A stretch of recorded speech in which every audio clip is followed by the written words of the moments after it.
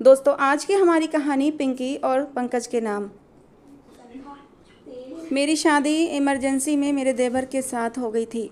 दरअसल वो मेरे पति का छोटा भाई था। उसकी उम्र 18 साल थी और बहुत हैंडसम था। मैं तो पहली नज़र में ही अपने देवर पर दिल हार बैठी थी कि काश मेरा पति ऐसा ही कोई हैंडसम लड़का होता। कितनी ही देर तक मैं अपने देवर के चेहरे से नज़र नहीं हटा पाई थी। मैंने तो अपनी उंगलियों से तस्वीर पर अपने देवर के चेहरे को महसूस भी किया था, लेकिन तभी मुझे एहसास हुआ कि ये गलत है। मेरे नसीब में जो है मुझे उसी को स्वीकार करना चाहिए। मैंने देवर की तरफ से निगाह हटाकर अपने होने वाले पति की तरफ निगाह डाली। दोनों भाई एक ही तस्वीर में थे। मेरा होने वाला पति आम शक्ल सूरत का इंसान था और ये देखकर मेरा दिल थोड़ा सा दुखा जरूर था, क्योंकि मैंने तो अपने सपने में ऐसे ही लड़के को देखा था जैसा मेरा देवर था। लेकिन मेरी शादी उसके भाई से तय हो गई थी। कुछ ऐसी इमरजेंसी आई कि अब मेरी शादी मेरे देवर से हो रही थी और अब मैं बहुत खुश थी, क्योंकि आखिरकार मेरी शादी मेरे सपनों के राजकुमार से हो गई थी। लेकिन मुझे नहीं पता था कि मेरा देवर पंकज से शादी करने के बाद मेरे ऊपर कौन सी कयामत टूटने वाली थी। मैं तो हवाओं में झूम रही थी कि मुझे मेरे सपनों का राजकुमार मिल गया था, लेकिन आने वाले वक्त से अनजान थी। मेरा नाम पिंकी है, माँ बाप की बहुत ही चहीती लाडली हूँ। लेकिन माँ बाप ने साफ कह दिया कि शादी तो तुम्हें हमारी पसंद से ही करनी होगी, और मैं उनकी पसंद पर सर भी झुका गई थी। भले ही मैं दिल से शादी के लिए खुश नहीं थी, क्योंकि विकास मेरे सपनों की कसौटी पर बिल्कुल भी पूरा नहीं उतरता था। आम सी शक्ल सूरत, भरा भरा शरीर, मैंने तो किसी हैंडसम खूबसूरत नौजवान के सपने सजाए थे। लेकिन माँ बाप की खुशी के आगे मैंने दिल कड़ा करके सर झुका दिया था। सोचा था शादी के बाद खुद ही मुझे अपने पति से मोहब्बत हो जाएगी। लेकिन शादी के कुछ दिन बाद ऐसा हुआ कि मेरा पति ठीक बारात वाले दिन भाग गया। इसलिए परिवार की इज्जत बचाने के लिए दोनों घरों में ये फैसला लिया गया कि विकास की जगह मेरे देवर यानी पंकज को मेरा दूल्हा बनाया जाए। और जब ये खबर मुझे मिली तो मैं कुछ देर के लिए सांस लेना भूल गई थी। दिल एक नई लय पर धड़कने लगा था। ऐसा लगा जैसे मेरे मुर्दा दिल में नई जान पड़ गई हो। मेरे चेहरे पर रंग बिखरने लगे थे। क्या इतनी जल्दी दुआएं कबूल हो जाती हैं? मुझे विश्वास नहीं था। मुझे और क्या चाहिए था? जैसे अंधे को दो आंखें मिल जाएं। लेकिन थोड़ी सी चिंता थी कि मेरा देवर मुझसे 3 साल छोटा था, नया नया जवान हुआ था, और मैं यही सोच रही थी कि शायद उसे शादीशुदा रिश्ते के बारे में कुछ भी पता नहीं होगा। और मैं ये जानकर उदास हो गई थी। मेरे दिल में बहुत सारे अरमान थे और मुझे हर चीज़ के बारे में पता था। मैंने उसके आने से पहले ही अपनी पूरी तैयारी कर ली थी। मेरे अंदर बेतहाशा जज्बात उमड़ रहे थे, क्योंकि मैं उससे उम्र में बड़ी थी। और फिर मेरी सहेलियों ने भी सुहागरात के बारे में ऐसी ऐसी बातें बताई थीं कि उन बातों को याद करके मेरा दिल जोरों से धड़क रहा था। मैंने सोचा, आज तो मैं उससे खूब प्यार बटोरूंगी। मैं पंकज की पत्नी बनकर उसकी सुहाग की सेज सजाए बैठी हुई थी और उसका इंतजार कर रही थी कि कब मेरा सनम अंदर कमरे में आएगा और मुझ पर अपनी चाहतें लुटाएगा। मेरे होंठों पर खुद ब खुद मुस्कुराहट खेल रही थी। खुद को शीशे के सामने खड़ा करके देखा तो मैंने खुद की ही तारीफ कर डाली, क्योंकि मैं भी किसी से कम नहीं थी। खूबसूरत तीखे नए नक्श, बड़े बड़े कजरारी आँखें, दूध जैसा सफ़ेद रंग। तभी मुझे महसूस हुआ कि कोई मेरे कमरे में आ रहा है। दिल जोरों से धड़क उठा। मैं जल्दी से जाकर बेड पर बैठ गई और अपना घूंघट नीचे कर लिया। मुझे लगा जरूर पंकज ही होगा, लेकिन पंकज की बजाय मेरी सास कमरे में दाखिल हुई थी। मेरी सास गर्म दूध का गिलास लेकर आई थी और फिर उन्होंने वो दूध मुझे दिया और कहने लगी, इसे पंकज को पिला देना। इसे पीते ही उसमें 10 मर्दों के बराबर ताकत आ जाएगी। मेरे बेटे को कमजोरी महसूस नहीं होगी। मजबूरी में मैंने अपने पंकज की शादी तो कर दी है, लेकिन उसकी अभी शादी की उम्र नहीं थी और मैं नहीं चाहती अभी से वो शादीशुदा रिश्ते में पड़कर कमजोरी का शिकार हो जाए। इसलिए मैं ये स्पेशल दूध बनाकर लाई थी। मैंने शर्माए से एहसास के साथ दूध का गिलास पकड़ लिया था और फिर जैसे ही पंकज अंदर आया उसे वो दूध मैंने पिला दिया। मैं ये देखकर हैरान रह गई, क्योंकि वो तो मुझसे भी ज़्यादा उत्साहित था, जिसे मैं छोटा बच्चा समझ रही थी। ना समझ रही थी। उसने आते ही पूरे जोश से मेरे साथ, उसमें तो 10 मर्दों के बराबर ताकत थी। दोस्तों, जैसा कि मैंने बताया, मेरा नाम पिंकी है और मैं एक अपर मिडिल क्लास घराने से संबंध रखती हूँ। मेरी उम्र 21 साल थी। मेरे घर में मेरी माँ बाप और मेरी एक छोटी बहन रहती थी। भाई कोई नहीं था, इसलिए माँ बाप ने हमें बहुत लाड प्यार से पाला था। स्कूल के बाद कॉलेज में एडमिशन हुआ तो मुझे दुनिया के नए रंग ढंग के बारे में पता चलने लगा। और ऊपर से मेरी सहेलियां भी ऐसी थीं कि काफ़ी ज़्यादा बेबाक बोल्ड थीं। कुछ सहेलियों के तो अपने बॉयफ्रेंड भी थे और वे सारा सारा दिन फ़ोन पर उनसे बातें करती रहती थीं। लेकिन मैंने सिर्फ लड़कियों को ही अपनी सहेली बनाया हुआ था, क्योंकि मैं इतनी बोल्ड नहीं थी। मेरी सहेलियां, जो कि मेरी ही हमउम्र थीं, मुझसे अपने बॉयफ्रेंड के किस्से और कहानियाँ शेयर करतीं, जिसे सुनकर मेरे कानों से धुआं निकलने लगता था। लेकिन मैंने कभी कोई गलत कदम नहीं उठाया था, क्योंकि मेरे जज्बात सिर्फ और सिर्फ मेरे होने वाले पति के लिए ही थे। पर मैं दिल में मायूस ज़रूर होती थी कि मुझे भी पूरा हक है, लेकिन मैं फिर भी अपने आप पर काबू रखती थी, क्योंकि मेरी परवरिश ऐसी नहीं थी। और सोचती थी जब भी मेरी शादी होगी तो मैं अपने सारे जज्बात और अरमान पूरे करके रहूँगी। मेरी खुशी की इंतहा ना रही जब मेरे माँ बाप ने कॉलेज ख़त्म होने के साथ ही मेरा रिश्ता तय कर दिया।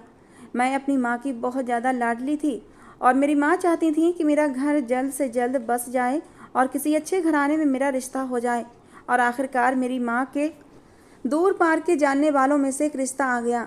मैंने अपने माँ बाप को मना नहीं किया था, क्योंकि मुझे पता था कि मेरे माँ बाप कभी गलत नहीं सोचेंगे। उन्होंने मुझे बड़े प्यार से पाला था, भला वे मेरे लिए कोई गलत लड़का कैसे ढूंढ सकते थे। इसीलिए मैंने लड़के को देखने की भी जहमत नहीं उठाई और इकरार कर दिया। लड़का दुबई में काम करता था। वो मेरा हमउम्र था और शक्ल सूरत भी ठीक ठाक थी, क्योंकि मेरी माँ ने एक बार उसकी तस्वीर मुझे दिखाई थी। लेकिन मेरा दिल उदास सा हो गया, क्योंकि मैंने तो अपने होने वाले दूल्हे के ख्वाब न जाने कैसे कैसे सजा रखे थे कि वो शाहरुख खान से कम नहीं होगा या रणबीर कपूर जैसा होगा। लेकिन वो उनमें से बिल्कुल भी नहीं था। उस तस्वीर में वो अपने छोटे भाई के साथ खड़ा था। उसका छोटा भाई पंकज किसी हीरो से कम नहीं लगता था और मैं तो देखते ही उस पर फिदा हो गई थी। लेकिन अफसोस की बात ये थी कि मेरी शादी उसके बड़े भाई से हो रही थी।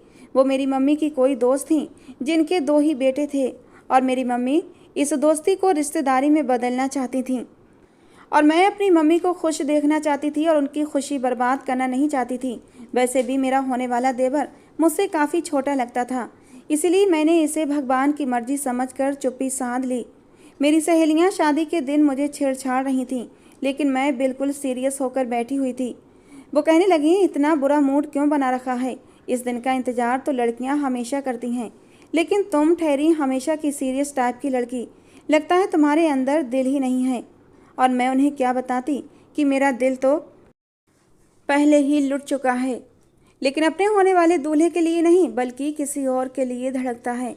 मगर मैंने अपने जज्बातों को दबा कर रखा और भगवान की मर्जी जानकर सर झुका लिया कि चलो जैसा भी था वो मुझसे प्यार तो करेगा और मेरे सारे अरमानों को पूरा करेगा। मैं आज दुल्हन के जोड़ में बहुत ज़्यादा हसीन लग रही थी। जो भी मुझे देखता मेरी बहुत ज़्यादा तारीफ़ करता। लेकिन अगर मेरी शादी मेरे देवर से होती तो मैं और भी ज़्यादा खुश होती, क्योंकि वह देखने में काफ़ी ज़्यादा हैंडसम, स्मार्ट और मजबूत मर्द था। उसका भाई उसके मुकाबले में दुबला पतला सा था। लेकिन अब मैं क्या कर सकती थी? मेरे माँ बाप खुश थे और मुझे भी इसी बात में खुश रहना था। मैं स्टेज पर बैठी अपने पति का इंतज़ार कर रही थी, लेकिन आखिरी मौके पर मुझे ये खबर सुनने को मिली कि मेरा पति विकास शादी से भाग गया है, क्योंकि उसे ये शादी मंजूर नहीं थी। उसके घरवाले उसके साथ ज़बरदस्ती कर रहे थे। जब ये खबर मुझे मिली तो मेरे पैरों तले से ज़मीन खिसक गई। मेरी माँ अपनी सहेली को बहुत ज़्यादा बुरा भला कह रही थी। कहने लगी कि अगर तुम्हारे बेटे को शादी नहीं करनी थी तो आखिर उसने रिश्ता ही क्यों जोड़ा? उसने मेरी बेटी की ज़िंदगी बर्बाद कर दी। मैं चुपचाप साइड पर खड़ी होकर ये सारा तमाशा देख रही थी। मेरी आंखों से आंसू बह रहे थे। ये सच था कि मैं विकास से शादी नहीं करना चाहती थी, लेकिन मैं अपना तमाशा भी नहीं चाहती थी। अब सब लोग मुझ पर थू थू करेंगे, मुझे कोई दोबारा रिश्ता नहीं देगा, मेरी सहेलियां भी मेरा मजाक उड़ाएंगी। ये शर्मिंदगी इस कदर ज़्यादा थी कि मैं दुआ मांगने लगी कि मेरा पति जल्दी से वापस आ जाए, मगर वो नहीं आया। लेकिन भगवान का लाख लाख शुक्र था कि अभी तक मेहमानों को इस बात का पता नहीं था। ये बात हम सब लोगों के बीच ही थी कि मेरा पति शादी से फरार हो चुका है। और इसीलिए मेरी सास ने और मेरी माँ ने मिलकर फैसला किया कि अपनी इज्जत बचाने के लिए मेरी शादी विकास के छोटे भाई यानी पंकज से कर दी जाए। ये खबर सुनते ही मेरे पैरों तले से ज़मीन सरकने लगी थी। मुझे लगा जैसे मैं जागती आंखों से कोई ख्वाब देख रही हूँ। भला मेरी बिन मांगी दुआ यूँ कबूल हो जाएगी? मुझे ऐसा विश्वास नहीं था। मैंने तो ऐसा सोचा भी नहीं था। मैं अब दिल ही दिल में खुश हो रही थी, मगर चेहरे पर कमाल की संजीदगी लिए स्टेज पर बैठ गई। दिल ही दिल में सोचने लगी कि ये तो मेरे लिए बहुत ही अच्छा हुआ कि मेरा पति शादी के ठीक दिन भाग गया और मेरी शादी मेरे मनपसंद लड़के से हो रही है। आखिरकार मेरा प्यार मुझे मिल गया था। आज की रात मैं अपने सारे अरमान अपने प्यार से पूरे करूंगी। अब तो मैं दिल ही दिल में डर रही थी कि कहीं विकास वापस न आ जाए और मेरी माँ और मेरी होने वाली सास का प्लान बदल न जाए। वो मेरी शादी विकास से ही कर देंगी और मैं अब ऐसा नहीं चाहती थी। जब मेरी शादी पंकज से हो गई तो मेरे तो दिल में एक सुकून सा भर गया था।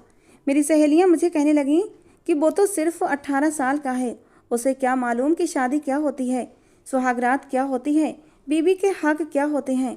तुम एक छोटे बच्चे से क्यों शादी कर रही हो। मेरी सहेलियों को जब इस बात का पता हुआ तो वे मुझ पर बरस पड़ी, मगर मैं चुपचाप उनकी बातें सुनती रही। शादी की रात हर दुल्हन की ये ख्वाहिश होती है कि उसका पति उस पर खूब प्यार लुटाए, लेकिन वो तो छोटा बच्चा था, वो क्या करेगा। मैंने कहा कि तुम लोग बिल्कुल फिक्र मत करो, अगर पंकज को शादी के बारे में कोई नॉलेज नहीं तो मुझे तो है। तुम लोगों ने मुझे इतना कुछ बता रखा है, इसीलिए मैं उस जानकारी को यूज़ में लाऊंगी। मेरी इस बेबाकी पर भी सब खिलखिलाकर हंसने लगीं, क्योंकि उन्हें मुझसे इस तरह की उम्मीद नहीं थी। जब मैं विदा होकर अपने ससुराल आई तो मेरी सास ने बहुत ही अच्छे से मेरा स्वागत किया और मुझसे शर्मिंदगी का इजहार भी किया। कहने लगी, मैं बहुत शर्मिंदा हूँ। मैंने कहा, कोई बात नहीं मम्मी जी, आपका इसमें क्या कसूर है। हर इंसान की अपनी पसंद होती है। शायद विकास को मैं पसंद नहीं थी। मैंने बहुत ही नॉर्मल शब्दों में कहा था। तो मेरी सास हैरान हो गई कि मेरा कितना बड़ा दिल है, मगर उन्हें क्या बताती कि मेरे दिल में कितना बड़ा चोर घुसा था और आज तो मेरी ख्वाहिश पूरी हो चुकी थी। मेरी मोहब्बत खुद ब खुद टूट कर मेरी झोली में गिर पड़ी थी। मेरी सास ने मुझे एक गिलास दूध दिया। उन्होंने बड़े प्यार से कहा कि पंकज को ये दूध पिला देना, क्योंकि शादीशुदा जोड़े को सुहागरात में स्पेशल दूध गर्म करके दिया जाए तो उनकी ताकत बहुत बढ़ जाती है और कमजोरी नहीं आती। मैं ये सुनकर शर्माने लगी। वो इस कदर बेबाक कैसे हो सकती थीं। खैर, मेरी सास तो अपने कमरे में चली गई, क्योंकि उन्हें आराम करना था और मैं कमरे में बैठी अपने पति का इंतजार करने लगी। ये कमरा पंकज का ही था और मुझे पंकज के कमरे में ही दुल्हन बनाकर लाया गया था। हर तरफ उसकी तस्वीरें लगी हुई थी। वो बहुत ज़्यादा हैंडसम था और मुझे अपनी किस्मत पर रश्क आ रहा था। मगर मैंने सोचा कि मैं पहल नहीं करूँगी, क्योंकि लड़कियां पहल करती हुई अच्छी नहीं लगती। शायद वो भी मेरी खूबसूरती से प्रभावित हो जाए और मुझसे इजहार मोहब्बत कर डाले। आज की रात वैसे भी बहुत सुहानी थी। तेज़ बारिश हो रही थी और मेरे जज्बात पूरे आबोताब से दहक रहे थे। मैं बेसब्री से पंकज का इंतजार कर रही थी। 1 घंटे बाद आखिरकार वो कमरे में दाखिल हुआ। उसे देखते ही मेरी धड़कनें तेज हो गईं, मेरे पसीने छूटने लगे। वो धीरे से मेरे करीब आया, मुझे कहने लगा कि पिंकी, तुम अभी तक बैठी हो, थक गई होगी, जाओ जाकर आराम कर लो। इतना भारी भरकम जोड़ा उतार दो और कोई सादा सा लिबास पहन लो। मैं उसकी बात सुनकर हैरान रह गई, क्योंकि मुझे ये उम्मीद नहीं थी। चाहे उसकी शादी आनन फानन में मुझसे हुई थी, मगर फिर भी उसे कुछ तो जज्बात या रखरखाव दिखाना चाहिए था, कुछ तो पेशकदमी करनी चाहिए थी। मगर मैं उसे कह न सकी, इसलिए मैं बेदिली से उठकर वॉशरूम में चली गई। चेंज करके बेड पर लेट गई, मगर वो तो पहले ही सोफे पर लेट चुका था और खर्राटे ले रहा था, जैसे उस कमरे में कोई और नहीं और मैं उसके लिए अनचाही हूँ। लेकिन मैं उसकी दुल्हन थी, उसकी बीवी थी। वो मुझसे शादी कर चुका था। जाहिर है उसकी शादी मुझसे गन पॉइंट पर तो नहीं हुई थी ना। ये सोचते सोचते मैं कब सो गई पता ही नहीं चला। सुबह उठी तो बिल्कुल नॉर्मल था, जैसे उसकी ज़िंदगी में कोई नयापन नहीं। मैं तो बस उसके एक्सप्रेशन ही देखे जा रही थी, क्योंकि वो काफ़ी ज़्यादा सख्त जान साबित हुआ था। हाँ, मेरी सास का रवैया मुझसे बहुत ज़्यादा अच्छा था, क्योंकि मेरी माँ और मेरी सास बचपन की सहेलियाँ थीं और मेरी सास ने बचपन में भी मुझे अपनी गोद में खिलाया था, इसलिए मैं उनकी बेटियों की तरह थी। मैं भी अपनी सास से खुशदिली से मिली थी, मगर पंकज बहुत चुपचाप सा था। यूँ लगता था जैसे उसे इस शादी से कोई खुशी नहीं मिली। मुझे अपनी दुल्हन बनाकर उसे कोई भी खुशी नहीं थी। उसने तो मुझे देखा तक नहीं था, ना ही मेरी तारीफ़ की थी। न जाने खुद को क्या समझता था। मैं मानती थी कि वो बहुत हैंडसम था, मगर मैं भी तो हुस्न में किसी से कम नहीं थी। लेकिन उसने तो मेरी तरफ देखा तक नहीं। ज़िंदगी यूं ही गुजरने लगी और वो यूं ही मुझसे खींचा खींचा सा रहने लगा। ना तो मैं उसकी तरफ दोस्ती का कदम बढ़ा सकती थी और ना ही बीवी होने का हक मांग सकती थी। मैं तो बस चाहती थी कि उसे खुद ब खुद एहसास हो जाए और वो मेरे साथ अच्छा हो जाए। मगर उसके अंदर खुद ही एहसास पैदा नहीं हो रहे थे, तो मैं भला उसे क्या एहसास दिलाती। और एक रात तो मैं अपने दिल के हाथों मजबूर इस रिश्ते को शुरू करने की कोशिश भी करने लगी। पंकज जिस सोफे पर सो रहा था, मैं पंकज के बेहद करीब जाकर बैठ गई और उसके बालों में अपना हाथ घुमाने लगी। मेरा स्पर्श पाते ही वो उठकर बैठ गया। मेरी आंखों में चाहत का नशा समाया हुआ था और मेरे हाव भाव देखकर पंकज बिदक कर मुझसे दूर हुआ था। गुस्से से कहने लगा, तुम मेरे पास क्यों आई हो? जाओ, जाकर बेड पर लेटो। मेरे करीब आने की कोशिश मत करो, वरना बहुत बुरा होगा। मैंने कहा, आखिर क्या बुरा होगा? मैं तुम्हारी बीवी हूँ। मुझे अब ये जुदाई सही नहीं जाती। हक रखती हूँ मैं तुम पर। मुझे मेरे हक से वंचित क्यों रखा है तुमने? मुझे तुम्हारे प्यार की, तुम्हारी संगत की ज़रूरत महसूस होती है। तुम क्यों मेरे साथ ऐसा कर रहे हो? मेरी आंखों में आंसू झिलमिलाने लगे थे, लेकिन उसने मुझे झटक दिया और खड़ा हो गया और कमरे से ही बाहर चला गया। वो पूरी रात मेरे रोते हुए गुजरी थी। मैं तो उसका हर काम करने की कोशिश करती थी, भाग भाग कर उसके काम करती। जब भी वो घर आता उसे खाना पेश करती, नई नई डिशेस बनाकर उसके सामने रखती, क्योंकि मैं कुकिंग में मास्टर थी और मैंने सुना था कि किसी भी मर्द का दिल औरत के लिए मोम करना हो तो उसे अच्छे अच्छे खाने बनाकर देने चाहिए। मगर वो तो बहुत ही सख्त जान था। उसने तो मेरी तरफ दोस्ती का हाथ तक नहीं बढ़ाया था। मेरी सास जब भी मुझसे पूछती कि पंकज तुम्हारे साथ कैसा है, तो मैं सब अच्छा है का ग्रीन सिग्नल दे देती, क्योंकि मैं अपनी सास को शादी के शुरू ही दिनों में शिकायतें नहीं लगाना चाहती थी और ना ही मेरी ऐसी नेचर थी। मैं बस सब्र से इंतजार कर रही थी उसकी पेशकदमी का। दिन यूं ही पर लगाकर उड़ते गए और मेरी पर्सनालिटी शादी के बाद निखरने की बजाय और भी ज़्यादा दबती चली गई। मुझे तो अपना आप ही अब कमतर लगने लगा था। मुझे लगता जैसे मैं कोई अनचाही चीज़ हूँ जिसके साथ किसी को कोई लगाव नहीं। मुझे तो मर ही जाना चाहिए कि शादी के बाद से मेरे पति ने मुझे हाथ तक नहीं लगाया था। ऐसा नहीं था कि वो मुझसे लड़ता झगड़ता था, बल्कि वो तो मुझसे बात ही नहीं करता था। यूँ लगता था जैसे वो मुझसे छोटे बच्चों की तरह रूठ गया है। मगर मुझे मनाने का तरीका नहीं आता था कि उसे मनाना कैसे है। मेरी सास बहाने बहाने से मुझसे खुशखबरी के बारे में पूछती थी और मैं शर्म से पानी पानी हो जाती। अब मैं उन्हें क्या बताती कि पंकज ने तो मुझे मेरा हक ही नहीं दिया। मैं माँ कैसे बन सकती हूँ भला? अब तो मैं अंदर ही अंदर जलने कुढ़ने लगी थी। मेरा बस नहीं चल रहा था कि पंकज को गिरेबान से पकड़कर उससे पूछूं कि आखिर मेरा कसूर क्या है जिसकी सज़ा तुम मुझे दे रहे हो। मगर मैं ऐसा नहीं कर सकती थी। कुढ़ने के अलावा मैं कर ही क्या सकती थी। एक रात मैं हमेशा की तरह पंकज के कमरे में उसका इंतजार कर रही थी, क्योंकि जब तक वो घर नहीं आता था मैं जागती रहती थी। रात के 10 बजे भी वो कमरे में ना आया तो मुझे चिंता होने लगी। मैंने बालकनी से नीचे देखा तो वो नीचे लॉन में टहल रहा था। फ़ोन कान से लगाए किसी से बातों में बिजी था, बार बार मुस्कुरा रहा था। मेरा माथा ठनका। मुझे शक होने लगा कि ज़रूर पंकज का किसी दूसरी लड़की के साथ चक्कर है, इसीलिए वो मेरी ओर आकर्षित नहीं होता।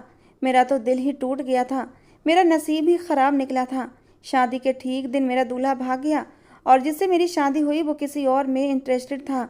मैं अपने आप से ही अंदाजे लगाने लगी थी, क्योंकि रात के 10 बजे वो अपने किसी दोस्त से तो बात करने से रहा। ज़रूर कोई लड़की ही होगी। मैं काफ़ी देर तक बालकनी में खड़ी उसे देखती रही। वो आसमान पर निकलने वाला चांद के जैसा था, जिसे मैं दूर से देख तो सकती थी मगर उसे छू नहीं सकती थी और ना ही उस पर अपना हक जता सकती थी। खैर, मैंने आज उससे बात करने की ठानी, क्योंकि अब तो मेरे जज्बात बेलगाम घोड़े जैसे हो गए थे। आखिर मैं कब तक उन्हें लगाम दिए रखती। जब पंकज कमरे में आया तो मुझे जागता पाकर हैरान हो गया। कहने लगा, तुम अभी तक सोई नहीं? मैंने कहा, मेरी नींदें उड़ चुकी हैं। तुमने मेरा चैन सुकून बर्बाद करके रख दिया है। मैं कैसे सो सकती हूँ भला? और वो एकदम से हैरान हो गया, क्योंकि शादी के बाद ये पहला शिकवा था जो मैंने उससे किया था। कहने लगा, क्या मतलब है तुम्हारा? मैंने कहा, अगर तुम इस ज़बरदस्ती के बंधन से खुश नहीं हो तो तुम मुझे छोड़ दो। मगर मैं इस तरह से ज़िंदगी कैसे गुजार सकती हूँ कि मैं तुम्हारी बीवी तो हूँ, मगर तुम पर अपना हक नहीं रख सकती, अपने हक तुमसे वसूल नहीं कर सकती। और वो एकदम से गुंग रह गया, जैसे उसे मुझसे इस तरह की उम्मीद ना हो। मैंने कहा, क्या तुम किसी और से मोहब्बत करते हो?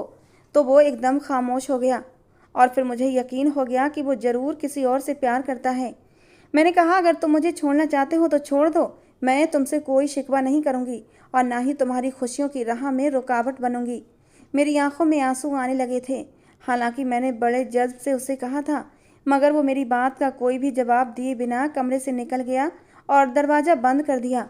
और मुझे यूँ लगा जैसे मुझे सारे जवाब मिल चुके थे। मुझ जैसी बदनसीब लड़की भी कोई होगी जिसने ऐसे शख्स से मोहब्बत की जो किसी और से मोहब्बत करता है। मैं सारी रात कमरे में बैठकर रोती रही। सुबह जब नीचे आई तो मेरी सास मेरी तरफ देखकर हैरान थीं।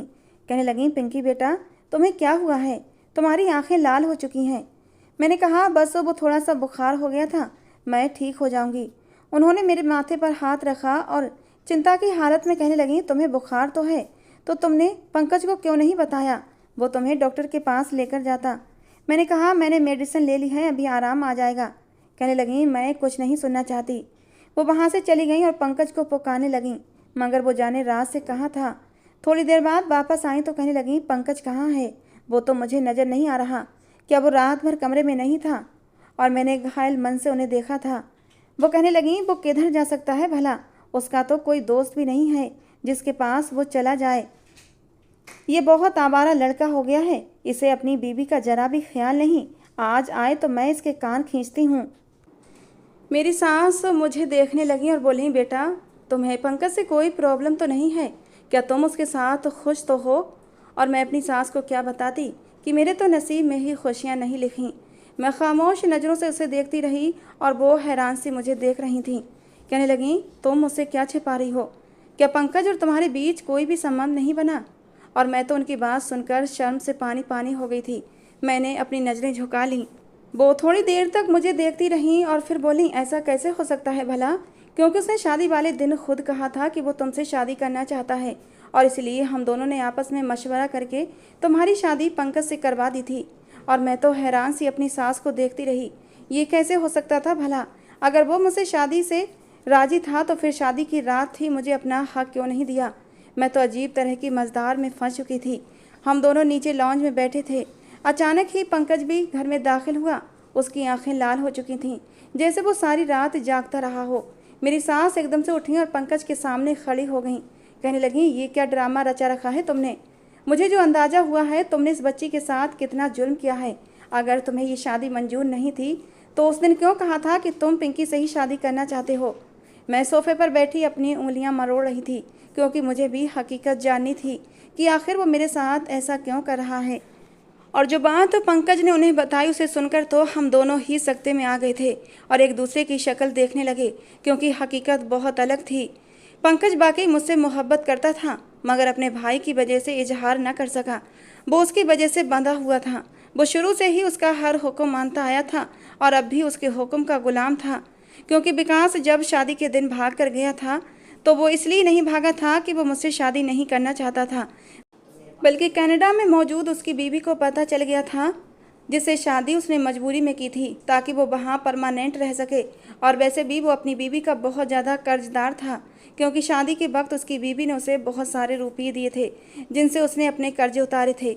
और उसी बीवी ने धमकी दी थी कि अगर आज तुम वापस न आए तो मैं तुम्हें जेल की सलाखों के पीछे कर दूंगी, तुम सारी ज़िंदगी जेल में सड़ते रहोगे। और इसीलिए वो शादी के दिन भाग गया था। मगर उसने पंकज को कह दिया था कि तुम पिंकी से शादी कर लो, मगर उसे हाथ मत लगाना, क्योंकि पिंकी तुम्हारे पास मेरी अमानत है।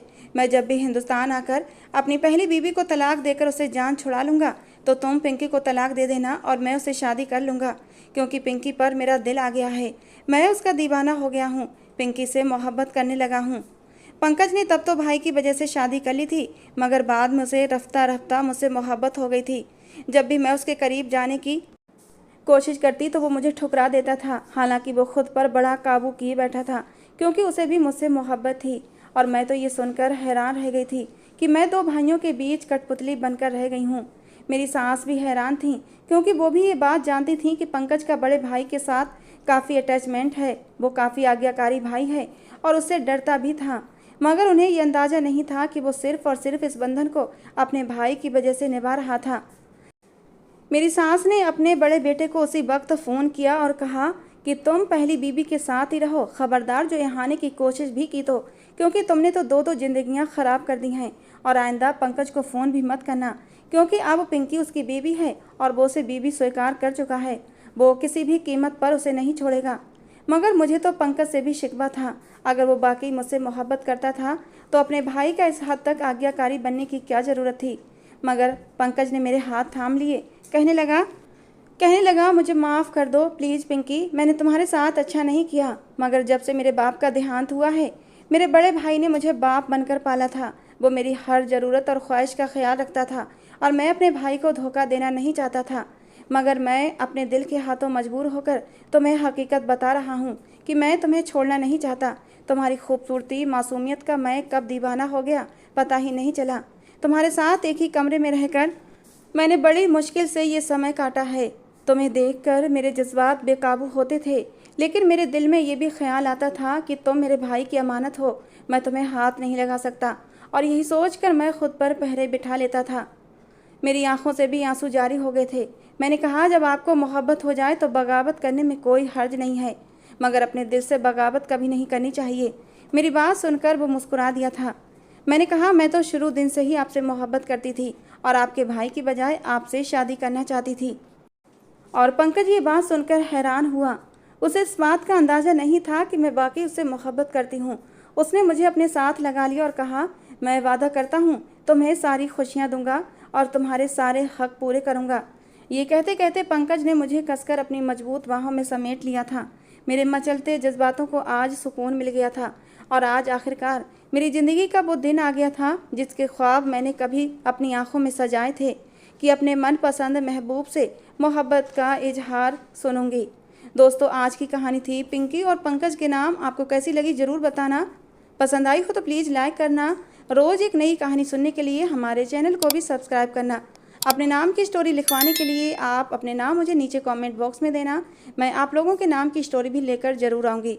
मिलते हैं दोस्तों अगली किसी नई स्टोरी के साथ।